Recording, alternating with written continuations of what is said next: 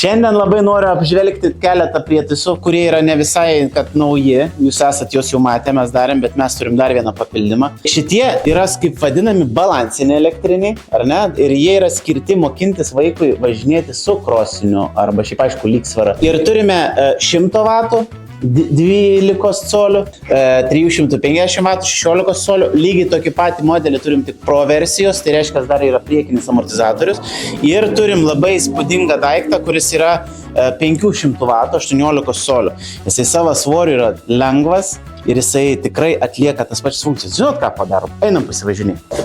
Galėčiau išeiti. Labai turi smagią amortizaciją, jeigu matot.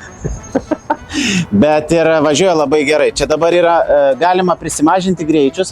3 greičiai yra 15 km, 20 man atrodo 2 km ir 30 km.